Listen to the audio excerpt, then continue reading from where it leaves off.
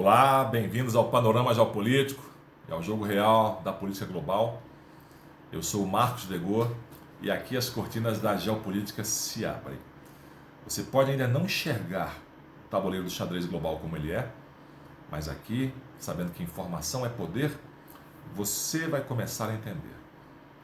E hoje nós vamos mergulhar em um tema que eu considero vital para a saúde de nossas democracias, que é a crescente intolerância às ideias conservadoras e às perigosas manifestações de violência política que acompanham essa criminalização do pensamento divergente.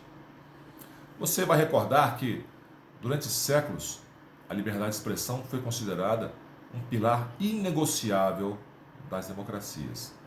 Mas, atualmente, nós vivemos uma era de irracionalidade, marcada por uma intolerância crescente às ideias e valores conservadores, em um contexto no qual as liberdades individuais parecem ter se tornado um privilégio condicional, um privilégio reservado apenas àqueles que professam as ideias consideradas certas.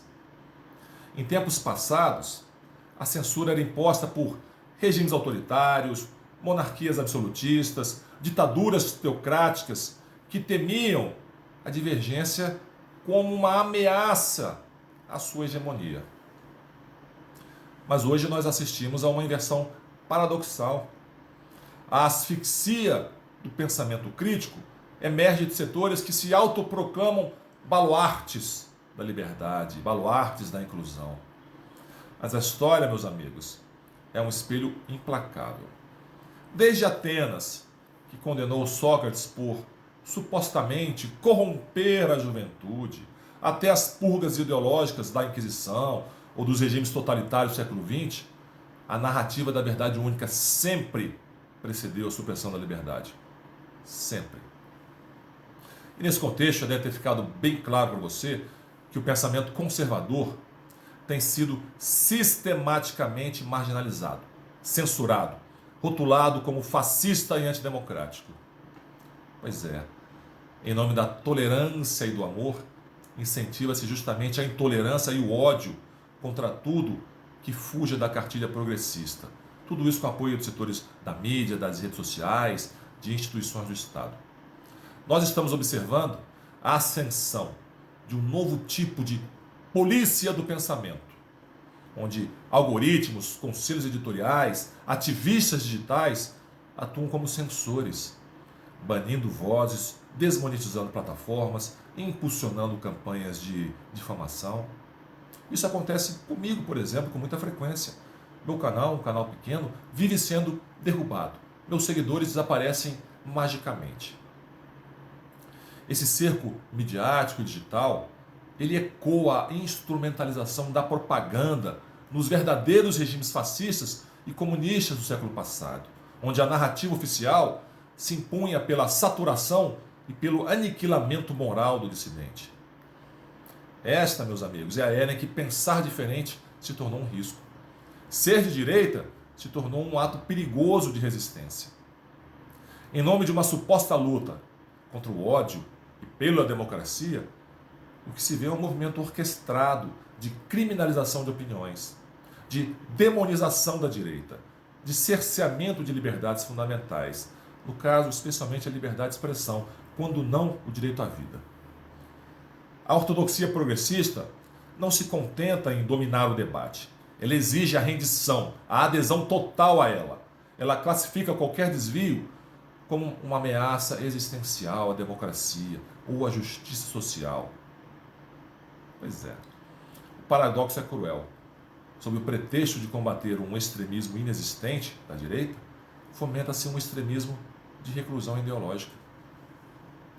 Nesse contexto, valores como família, fé, pátria, liberdade, responsabilidade individual, empreendedorismo, ordem social, tudo isso que forma a base do pensamento conservador, tudo isso vem sendo sistematicamente tratado como retrógrado, fascista ou até mesmo criminoso. A imprensa, grande parte da academia, da música, das artes, setores do poder institucional atuam hoje como curadores ideológicos. Eles definem unilateralmente o que pode ou não pode ser dito, quem tem ou não tem o direito de falar. Regimes totalitários de diversos matizes sempre buscaram desmantelar as estruturas sociais e morais tidas como obsoletas para pavimentar o caminho de uma nova ordem. Você já deve ter ouvido isso muito. E aí o assassinato recente do Charlie Kirk, você vai lembrar, é bastante emblemático disso que eu estou falando. Enquanto os ecos dessa brutalidade ainda ecoavam pelo mundo afora, grande parte da imprensa nacional, aqueles mesmos de sempre, se apressou a rotular o Kirk como extrema-direita, como se isso justificasse o crime. Isso é um retrato de uma cultura que desumaniza o adversário político. Antes de qualquer análise racional, ela legitima a violência como um método de ação. O outro, o que pensa diferente, deixou de ser um interlocutor para se tornar um inimigo da humanidade, um fascista, um obscurantista. Essa desumanização retórica, a demonização sistemática de adversários políticos, já foi a rampa de lançamento para algumas das maiores atrocidades da história, desde aquela caça às bruxas da Idade Média até os campos de extermínio, onde o ódio ideológico foi a força motriz para a eliminação social e ou física. Por exemplo, você vai lembrar a imagem do político colombiano de centro-direita, Miguel Uribe, que foi alvejado e morto há alguns meses em pleno comício por opositores de esquerda? Não foi um incidente isolado. Nada disso, muito pelo contrário. Esse episódio ressoa e ecoa de maneira perturbadora outros atentados que marcaram a paisagem política recente, como a facada aqui no Brasil do presidente Jair Bolsonaro, a agressão e o tiro a Donald Trump, os assassinatos de Shinzo Abe no Japão e de Fernando Villavicencio no Equador. Esses eventos que eu mencionei, eles traçam um padrão preocupante, que é a escalada da violência empreendida por grupos de esquerda contra figuras políticas. Tudo isso orquestrado por aqueles que enxergam no adversário não um oponente a ser debatido, mas um inimigo a ser eliminado. E essa violência, ela revela um modus operandi que é historicamente discernível e que é persistentemente utilizado por grupos políticos de esquerda. Vamos pegar o terrorismo, por exemplo. Ainda que a definição desse fenômeno continue a ser um objeto de intenso debate, um consenso já começa a emergir em torno da ideia de que se trata do uso sistemático da violência como método ou da ameaça da sua aplicação por atores não estatais, com o objetivo de gerar medo, coagir governos, coagir populações, alcançar objetivos políticos, ideológicos ou religiosos. Nesse contexto, o ataque direto a figuras políticas insere-se na lógica da violência política, que busca deslegitimar, paralisar ou eliminar a oposição. Historicamente, diversos movimentos de esquerda, desde os anarquistas do final do século XIX, com a sua propaganda pela ação, que é originária das ideias do revolucionário russo Mikhail Bakunin, que incluía atentados e assassinatos de chefes de Estado para inspirar a revolução, até as guerrilhas urbanas do século XX, todos eles adotaram a violência como tática central. Alguns exemplos emblemáticos dessa estratégia, que aliás abundam na história. As Brigadas Vermelhas na Itália, uma organização marxista-leninista, bastante ativa nas décadas de 1970, 1980. Elas se notabilizaram por sequestros, assassinatos de políticos, juízes, empresários, atentados à bomba, como por exemplo o sequestro e assassinato do ex-primeiro-ministro Aldo Moro, em 1978. Mas temos também a facção do Exército Vermelho, conhecida como o Gang Baader-Meinhof na Alemanha, essa sim de extrema esquerda, que utilizou sequestros, assaltos a bancos, assassinatos de figuras proeminentes do establishment político empresarial alemão na década de 1970. Tudo isso com o objetivo de detonar uma revolução. E a América Latina, nosso entorno geográfico, não ficou imune a essa praga. Nós temos as FARC, Forças Armadas Revolucionárias da Colômbia, como um expoente notório. Embora o perfil das FARC tenha se complexificado ao longo do tempo, com envolvimento no narcotráfico, As Farc, não se esqueça disso, nasceram como um grupo guerrilheiro de inspiração marxista-leninista. Ao longo de décadas, utilizaram sequestros de políticos, civis, atentados, emboscadas, como ferramentas para pressionar o Estado colombiano. No Peru, o Sendero Luminoso, grupo maoísta, ativo a partir dos anos 1980, empregou violência brutal, indiscriminada, incluindo massacres de camponeses, assassinatos seletivos de prefeitos, líderes comunitários, homossexuais e atentados terroristas em centros urbanos. Vários grupos inspirados na Revolução Cubana, como os Tupamaros no Uruguai, os Montoneiros na Argentina, a ALN no Brasil, dentre vários outros, pregaram sequestros, assaltos e, em muitos casos, execuções de figuras políticas ou empresariais, como forma de confrontar o Estado e promover a luta armada. Perdão. Então, esses episódios envolvendo Uribe, Bolsonaro, Trump, o Charlie Kirk, todos eles reverberam essa longa tradição de violência política, que é dirigida a figuras simbólicas do inimigo ideológico, e demonstram a persistência da ideia de que a violência contra o indivíduo pode servir a um propósito político maior, seja ele a desestabilização, a intimidação ou a remoção física do opositor. Agora, raciocina aqui comigo. A opção pela violência não é uma escolha aleatória como alguns querem fazer crer. É uma estratégia de ação lógica, racional, programada e com objetivos claros e específicos. Não é coisa de doentes. Porque o terrorismo ele promove a idealização e a exaltação da violência como uma forma desejável de participação política. Tudo isso ancorado por uma suposta ideologia justificadora da ação. Dessa forma, nessa ótica distorcida, a violência se torna algo positivo, transformador. Não apenas um meio justificável pelos fins, mas um fim em si mesmo. E assim acaba se pregando a destruição dos valores comunitários e a rejeição da moralidade vigente.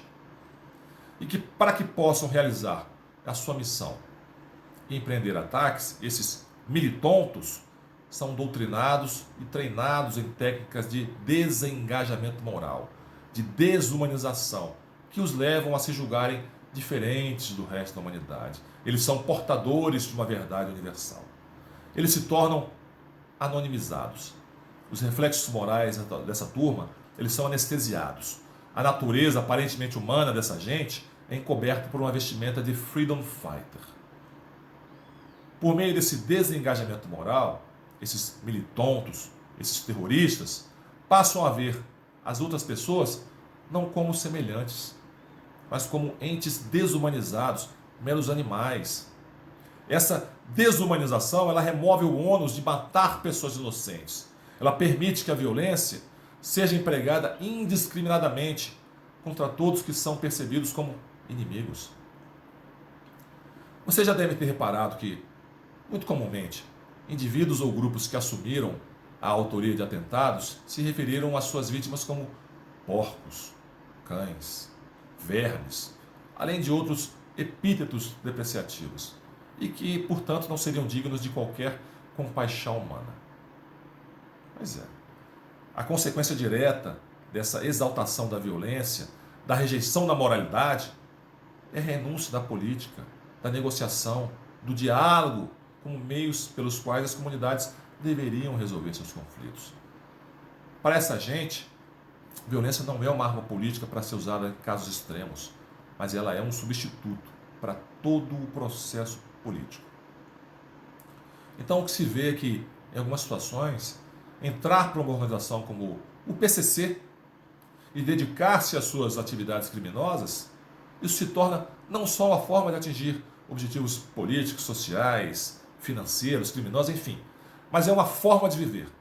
É um estilo de vida causado pela incapacidade dessa turma de se adaptar aos padrões de determinada comunidade. Isso explicita a renúncia aos valores morais da sociedade onde se está inserido. Esse cenário, pessoal, não apenas fragiliza a democracia. Esse cenário deseduca gerações inteiras para o debate maduro, para o respeito às diferenças. A imposição de um único modo aceitável de pensar gera cidadãos frágeis, intolerantes, mimizentos, incapazes de conviver com a pluralidade. Um debate vigoroso, a contestação de ideias, a coexistência de visões de mundo distinto deveriam ser o oxigênio da democracia. Mas, ao se criarem bolhas de consenso e silenciar a dissonância, acaba por se minar a capacidade da sociedade de se autocorrigir, de inovar, de compreender as complexidades do mundo. Forma-se uma geração que, ao invés de argumentar, denuncia, que, ao invés de persuadir, cancela, que, ao invés de tolerar, mata. Aqui no Brasil, casos semelhantes se acumulam. Parlamentares conservadores têm sido alvos de ações judiciais por discursos críticos ao ativismo judicial e ideológico. Influenciadores de direita são desmonetizados, censurados, banidos das redes sociais por questionarem narrativas hegemônicas. Artistas, jornalistas, professores que expressem visões dissonantes são rapidamente cancelados, silenciados, perseguidos, mortos. Enquanto isso, figuras da esquerda radical que pregam abertamente o confronto, o autoritarismo estatal, ou o cerceamento, a eliminação da propriedade privada, são tratados com simpatia, com espaço, com reverência, com apreço. Marchas com símbolos comunistas, ideologia nefasta, responsável por mais de 100 milhões de mortes no século XX, são naturalizadas, enquanto qualquer crítica ao progressismo, à agenda woke, corre risco de ser enquadrada como intolerância ou como antidemocrática. Pois é, meus amigos, essa assimetria revela a verdadeira natureza do movimento. Não é sobre tolerância, mas sobre controle narrativo. E a história, sempre ela, está repleta de exemplos de revoluções que, prometendo liberdade, entregaram regimes de opressão ainda mais severos do que os anteriores. Você vai lembrar disso. Desde a Revolução Francesa, que degolou seus próprios filhos no terror jacobino, em nome da virtude republicana, até a Revolução Russa, que substituiu a tirania czarista pelos gulags, em nome da libertação do proletariado, a supressão da dissidência é sempre o primeiro sinal da degeneração autoritária de qualquer ideal. Nesses ambientes, liberdade vira concessão ideológica, não um direito universal. Divergência passa a ser vista como transgressão. O pluralismo vira ameaça, quando ele não serve, evidentemente, ao discurso dominante. Meus amigos, esse é um caminho muito perigoso, porque a supressão de uma forma de pensar abre precedentes para a supressão de todas as outras. É a lógica da porta estreita. Essa porta estreita, ela progressivamente vai se fechando sobre qualquer um que não se alinhe à visão da vanguarda ideológica. E essa intolerância, ela já está transformando a vida concreta de pessoas comuns, como eu, como você. Carreiras são destruídas por opiniões expressas fora do consenso progressista. Os pais perdem o direito de educar seus filhos segundo seus valores. Influenciadores de direita têm seus canais bloqueados, derrubados. Jovens conservadores são socialmente isolados dentro de universidades e de ambientes culturais que dizem defender a diversidade, desde que seja de um só lado. A tolerância seletiva não é tolerância. É uma forma insidiosa de opressão, que disfarça a intolerância com um manto de uma suposta superioridade moral. A imprensa, que deveria zelar pelo pluralismo de ideias, tem servido como ferramenta de linchamento moral. A imprensa tem validado rótulos, tem validado narrativas que legitimam o silenciamento seletivo. Por exemplo, ao reduzir o conservadorismo a extremismo, naturaliza-se a perseguição, se enfraquece o debate público, que deveria ser o espaço da verdade debatida, não da verdade imposta. Então, a imprensa, ao se alinhar a uma agenda ideológica e abandonar esse papel de guardiã da pluralidade do contraditório, traiu a sua missão. essa imprensa, ela se torna não um pilar da democracia, mas um braço de um partido ou de uma corrente de pensamento. Isso tudo mina a confiança pública, deixa a sociedade órfã de um espaço de informação isenta, de debate honesto, exatamente o que está acontecendo no Brasil. Então, o que está em jogo não é mera disputa entre direita e esquerda, mas entre civilização e censura, entre liberdade e controle. E você se prepare. Tolerar a perseguição hoje, em nome de uma virtude ideológica, é preparar o terreno para uma sociedade onde qualquer dissidência será tratada como crime. E quando isso acontece, meus amigos, não sobra liberdade para ninguém, nem para aqueles que hoje se julgam do lado certo da história. Quando a discordância política transborda para o ataque pessoal, para a desumanização do outro, para a agressão física, as fundações do Estado de Direito e da própria civilidade são irremediavelmente corroídas. A premissa de que os fins justificam os meios, que é muito cara à esquerda, ela se mostra mais uma vez como um caminho que pavimenta a barbárie. E o custo dessa intolerância, ele não se mede apenas nas cicatrizes físicas dos agredidos, como a que deformou o abdômen do presidente Jair Bolsonaro, mas na profunda ferida infligida à confiança social, na deslegitimação das instituições, no perigoso precedente de que força bruta pode se sobrepor à persuasão e ao respeito mútuo. O caminho da violência política é um beco sem saída. Isso invariavelmente leva à espiral de retaliação e à falência do projeto democrático.